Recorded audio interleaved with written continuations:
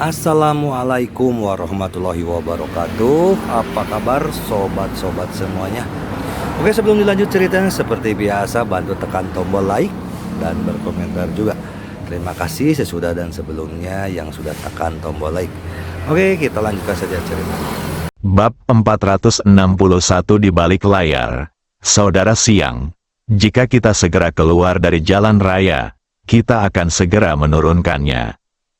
Zhang Long berkata dengan penuh nafsu. Ding Xiang menggosok tangannya. Seperti ini, aku akan menidurinya di dalam mobil sekarang, lalu aku akan mengemudi, lalu kamu bisa melakukannya. Oke. Zhang Long merasakan seluruh tubuhnya gemetar. Mobil itu langsung berhenti di pinggir jalan. Ding Xiang keluar dari mobil dengan tergesa-gesa. Saat ini, ponselnya berdering. Melihat bahwa itu adalah saudara Feng yang menelepon, dia segera menekan panggilan itu untuk menyambung. Halo, saudara Feng, bawakan Chen Ya itu kembali padaku, kata saudara Feng dengan kasar. Ding Xiang tercengang saat mendengar ini dan lupa menjawab. Ding Xiang, apakah kamu benar-benar mendengarnya? Ah, saudara Feng, aku mendengarnya, Ding Xiang menjawab dengan terkejut. Patah, telepon ditutup dan terdengar bunyi bip dari dalam. Zhang Long tidak tahu apa yang terjadi, jadi dia keluar dari mobil dan melihat ke arah Ding Xiang. Saudara Xiang, apa yang terjadi? Saudara Feng memintaku untuk mengambil wanita itu kembali. Zhang Long merasa keinginannya, yang akan meledak, sepertinya dituangkan oleh baskom berisi air dingin. Dia langsung mengempis, dan kemudian seluruh tubuhnya dipenuhi dengan depresi yang tak terlukiskan.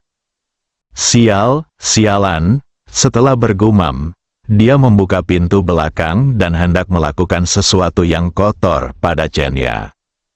Patah, Ding Xiang menamparkan Zhang Long. Apakah kamu gila? Jika saudara Feng mengetahuinya, kamu dan aku akan mati. Zhang Long dipukuli hingga bangun dan melihat sosok Chen Ya yang menarik dan wajah oval yang cantik. Saudara Xiang, saya benar-benar tidak tahan lagi.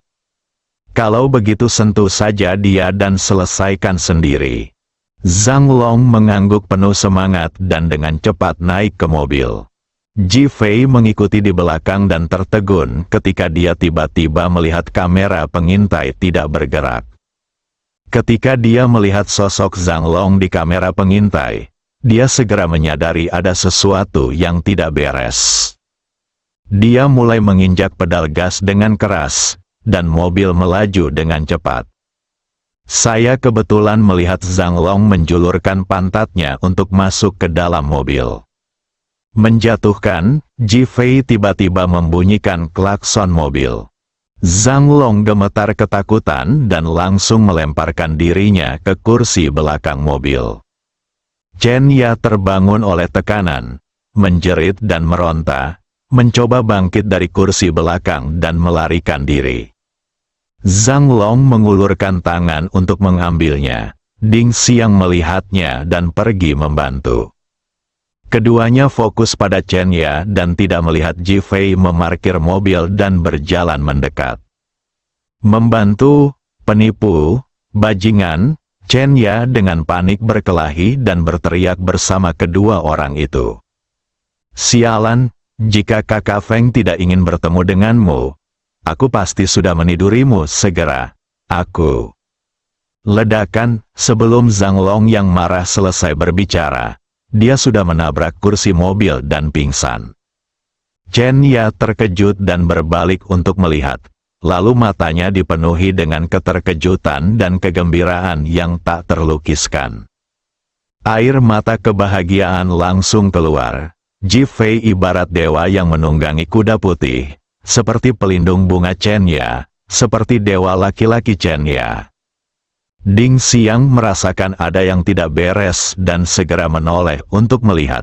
Saat dia bertemu dengan tatapan dingin Ji Fei, dia terkejut. Menarik belati, aku menyandera Chen Ya di tanganku. Ingin mati, Ji Fei tiba-tiba berteriak keras, dan Ding Xiang merasa seluruh tubuhnya membeku oleh es. Dia menggigil dan belati di tangannya jatuh ketakutan. Ji Fei sudah berjalan mendekat, mengangkat tangannya dan mencubit leher Ding Xiang. Siapa yang memintamu melakukan ini? Aku tidak tahu apa yang kamu bicarakan. Kami baru saja melihat wanita ini cantik, jadi kami langsung menangkapnya. Mata Ding Xiang berputar dan dia tidak berani mengatakan yang sebenarnya. Patah, kamu ingin mati dengan berbohong. Wajah Ding Xiang langsung membengkak. Aku tidak berbohong. Aku bilang, Patah. Siapa saudara Feng? Mengapa kamu ingin bertemu Chen Ya? Ji Fei baru saja lewat dan mendengarnya, jadi dia bertanya langsung. Ding Xiang ditampar 2 kali di mulutnya, telinganya berdengung, dan matanya pusing. Siapa kamu? Kamu tidak berhak bertanya, siapakah saudara Feng? Aku tidak tahu kamu bilang. Didi, ponsel Ding Xiang tiba-tiba berdering, dan yang tertera di ponsel itu adalah nama saudara Feng. Ji Fei telah mengambil belati Ding Xiang dan meletakkannya di lehernya. Ding Xiang langsung merasakan jantungnya bergetar. Dengan tangan gemetar, dia menekan tombol untuk menjawab panggilan, Feng, kakak Feng. Ding Xiang, berapa lama kamu akan tiba? Tuan Tang sudah cemas. Kami akan segera sampai di sana. Melihat Ji Fei memberi isyarat oke, dia menghela nafas lega. Cepat, bawa orang itu ke Times Club dulu. Aku menunggu di sini untuk menyelesaikan semuanya, agar aku bisa berhubungan seks dengan wanita itu. Patah, saudara Feng menutup telepon. Ji Fei telah memahami bahwa ini adalah tangan 3 arah dan tidak memiliki nilai sama sekali. Bang, dia mengangkat tangannya dan membuat Ding Xiang pingsan, melemparkannya ke dalam mobil mereka, dan kemudian mematikan lampu mobil. Dapatkan ke mobilku. Ji Fei memandang Chen Ya dan berkata. Chen Ya ingin bangun, tetapi karena gugup, dia gagal bangun 2 kali. Ji Fei langsung bersandar ke dalam mobil dan membawanya keluar. Karena ruangannya kecil dan Chen Ya adalah seorang wanita dengan tinggi hampir 1,7 meter, sulit untuk menahannya. Celana jeans ketat membuat Ji Fei terasa lebih elastis. Namun, dia tidak terlalu memikirkannya dan hanya memasukkannya ke dalam mobil. Sebaliknya, itu adalah Chen Ya, yang seluruh tubuhnya begitu lembut hingga hampir berubah menjadi genangan air. Nafasnya semakin cepat dan tubuhnya naik turun dengan hebat. Ji Fei tidak memperhatikan. Dia segera menemukan Times Club melalui navigasi, menyalakan mobil dan bergegas ke sana. Dia tidak bertanya mengapa Chen Ya diculik. Ji Fei, terima kasih telah menyelamatkanku. Chen Ya kembali normal, menatap Ji Fei dan berkata, sama-sama, jika bukan karena aku, kamu tidak akan diculik. Chen Ya berpikir bahwa ketika dia turun, dia berpikir untuk mengenakan sesuatu yang seksi.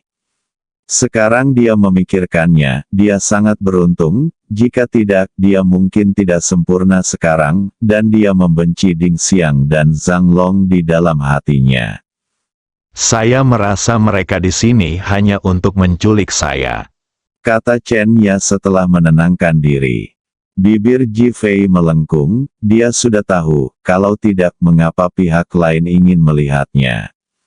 Jangan terlalu banyak berpikir, kamu akan tahu kapan kamu sampai di sana. Chen Ya mengangguk dan kemudian tetap diam. Ji Fei bergegas menuju Times Club. Setengah jam kemudian, mobil Ji Fei berhenti di Times Club. Karena saat itu sudah larut malam, clubhouse relatif sepi. Kadang-kadang, Pria dan wanita yang keluar segera berangkat dengan mobil dan memulai kehidupan malam yang indah. Setelah Ji-Fei memarkir mobil, bekerja samalah denganku dalam akting. Setelah berbicara, dia langsung memotong leher Chen-ya dengan tangannya, lalu mengangkatnya. Alasan mengapa dia melakukan ini adalah untuk mencegah Chen-ya melihat apa yang tidak seharusnya dia lihat. Ji-Fei keluar dari mobil sambil menggendong Chen-ya dan berjalan menuju gerbang Times Club. Begitu saya sampai di depan pintu, seorang satpam langsung datang. Apa yang kamu lakukan? Ding Xiang memintaku untuk mengirim gadis ini ke saudara Feng. Ji-Fei tampak gugup, di mana Ding Xiang, penjaga keamanan itu menatap Chen-ya dalam pelukan Ji-Fei hanya dengan sekali pandang dan dia terpesona oleh kecantikannya. Ji-Fei berkata sambil tersenyum, keduanya terangsang oleh gadis ini. Jadi mereka menemukan dua wanita di pinggir jalan dan sedang bertengkar sengit. Ji-Fei mengatakan sesuatu dengan makna mendalam. Oke, masuk. Ada di kamar pribadi 555 di lantai 5. Keras. Ji-Fei menunjukkan senyum jahat di bibirnya dan memasuki Times Club. Babak 462. Mungkinkah dia menangkap ikan besar? Di kamar pribadi 555 di lantai 5, saudara Feng mengenakan celana besar. Sial, kemampuan Ding Xiang dalam melakukan sesuatu sangat buruk, belum terkirim. Saudara Feng mengumpat dengan marah.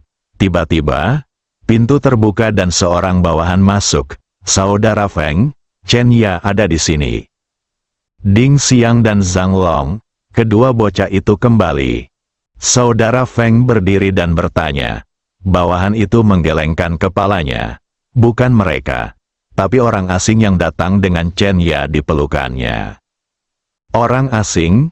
Saudara Feng bertanya. Dan kemudian kepalanya langsung menyadari ada yang tidak beres. Panggil saudara.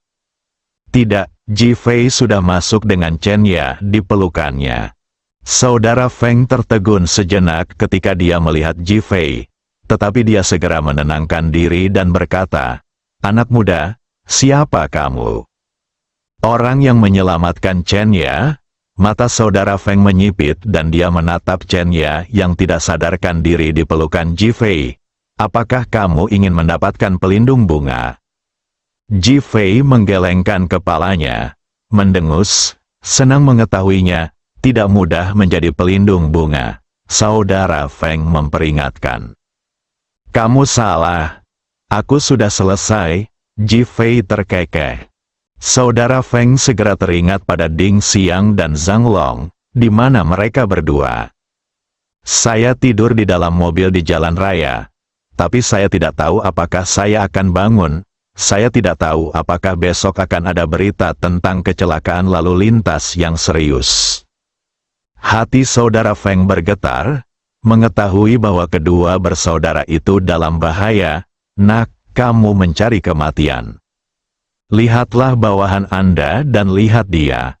Aku juga akan memberimu hukuman keabadian ini. Pergilah ke neraka. Bawahan yang baru saja datang untuk melaporkan berita itu mengayunkan tinjunya dan memukul kepala Ji-Fei. Mendengus, saudara Feng membujuk. Nak, suatu kehormatan bagimu untuk mati di tangan pengawalku, saudara Feng. Ledakan, Ji-Fei mengangkat dan menendang. Klik. Suara retakan tulang rusuk terdengar. Bang, tubuh saudara Feng seperti bola yang dilempar, menghantam tanah dengan keras dengan suara yang keras. Puff, dia memuntahkan 2 suap darah dan pingsan. Aku juga memberimu kalimat keabadian ini, kenapa kamu tidak mempercayainya? Ji-Fei Yun berkata dengan tenang. Saudara Feng tercengang, ini adalah orang yang paling berkuasa di bawah komandonya. Di masa lalu, dia hanya melihatnya memukuli orang lain, tetapi dia belum pernah melihatnya dipukuli. Pihak lain begitu kuat, dia sedikit terkejut. Tetapi matanya menciut dan dia bertanya dengan dingin, "Nak, siapa kamu? Apakah kamu harus masuk ke air berlumpur ini?" Ji Fei mengangguk, "Saya tidak hanya ingin menuangkan air berlumpur ini, tetapi saya juga ingin mengendapkan air berlumpur ini." "Kamu benar-benar ingin mati? Sepertinya kamu tidak mengerti maksudku." Bang! Ji Fei mengangkat kakinya dan meja di depannya terbang. Benda-benda di atas meja jatuh menimpa wanita di sebelah saudara Feng seperti hujan dari langit. Ah! Keempat wanita itu berteriak, lalu pingsan. Ji Fei dan saudara Feng tertinggal di rumah. Keringat dingin mulai mengucur di dahi saudara Feng. Dia adalah orang yang kejam. Tetapi dia belum pernah melihat seseorang yang begitu kejam dalam serangannya seperti Ji Fei. Ji Fei berkata dengan dingin, "Bawa aku menemui kakak tangmu." Tubuh saudara Feng gemetar. "Kamu, bagaimana kamu tahu?" Dia tidak tahu bahwa Ji Fei menyandera Ding Xiang untuk menjawab telepon. "Hentikan omong kosong itu, saya menyarankan Anda untuk tidak pergi. Bawa wanita itu dan segera keluar, kalau tidak kita semua akan mati." "Kamu salah, kamulah yang mati, bukan aku yang mati." "Anda, patah." Ji Fei tiba-tiba melangkah maju dan berkata kepada saudara Feng, "Jangan buang waktu, kalau tidak kepalamu akan berdarah lain kali, dan lengan serta kakimu akan patah lain kali." Saudara Feng sangat ketakutan hingga tubuhnya sedikit gemetar. Menatap Ji Fei, dia melihat tatapan penuh tekad di matanya, dan akhirnya mendengus, "Kamu yang meminta ini, jangan salahkan aku." Setelah mengatakan itu, dia berjalan menuju pintu. Ji Fei tidak mengatakan apapun dan hanya mengikuti di belakang. Anak laki-laki lain di tim es Club melihat saudara Feng mengikuti Ji Fei dengan pipi merah dan bengkak. Mereka ingin berbicara, tetapi saudara Feng menghentikan mereka dengan matanya. Dia tidak bodoh. Jika dia berani mengatakan satu kata lagi sekarang, Ji Fei mungkin langsung membunuhnya. Lagi pula, anak buahnya barusan dianggap sebagai pengawal pribadi. 10 atau 8 pemuda biasa ini bukanlah tandingannya. Ji Fei mampu menghancurkan mereka hanya dengan satu tendangan. Perbedaan antara langit dan bumi. Setelah masuk ke mobil Ji Fei, saudara Feng memimpin jalan, dan segera mobil itu melaju ke villa tepi danau Ninjiang di Ninjiang. Sesampainya di depan pintu villa nomor 7, saudara Feng memandang Ji Fei dan berkata, "Tidak akan ada jalan keluar jika kamu masuk. Kamu harus memikirkannya sendiri." "Kamu takut?" Ji Fei tersenyum. "Katakan padaku, siapa kamu?" "Namaku Ji Fei, aku dari Ninghai."